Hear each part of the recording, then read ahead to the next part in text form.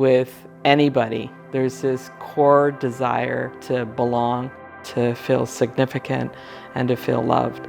And when that's missing, we try to fill all of those areas with something, and usually make really poor decisions, looking for fulfillment, for belonging with people that are just as unhealthy. My heart breaks for them. They don't know that they are so valuable, that God loves them so much. There is hope. There can be a different way. Adult and Teen Challenge Society of BC offers a 1-year residential discipleship program for people trapped in life-controlling issues. It's longer than 30 days and it's longer than 3 months, because you don't get that kind of transformation and change with a shorter term program.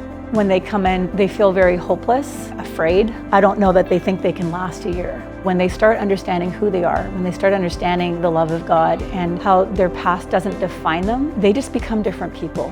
When those students, when they stick it out and they pass through those really tough times, the victory is phenomenal, because it's like what they're learning in the Bible, they are actually getting to walk out and experience.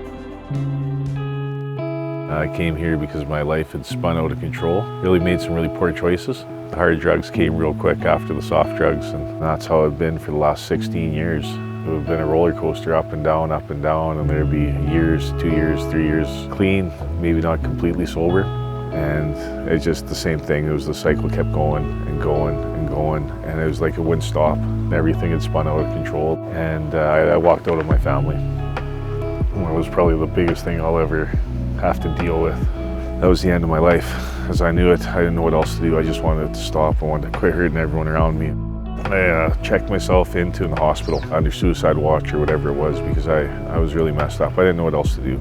A friend of mine, Martin from the church, came and picked me up, took me to his house. He allowed me to just go to sleep. I hadn't slept for over a week.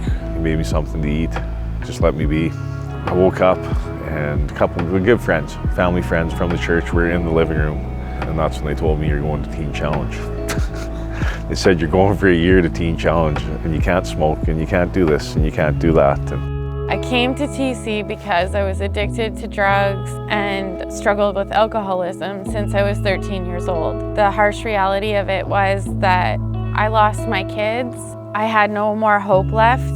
I was broken, alone, and was desperate for the last little bit of hope that I did have. I spent the night at the pastor's house, and then they dropped me off here, and that was the beginning of surrender.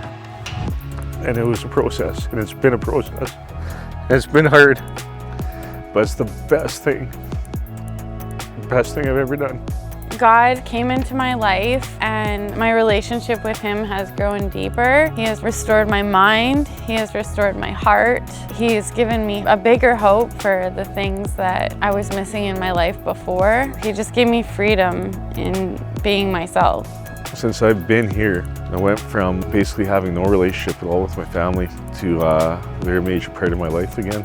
My wife and my children have actually moved here from the Okanagan. I've been restored with my family members. I've been cultivating good relationships. One day I hope for restoration with my children and for my marriage. I built some of the best relationships of my life, people who support me and love me and encourage me. I love them so much. I've never felt so much love in my life back. It's still a process, and it's still a road, and there's so much more work to be done, but it's exciting today. Now I have hope.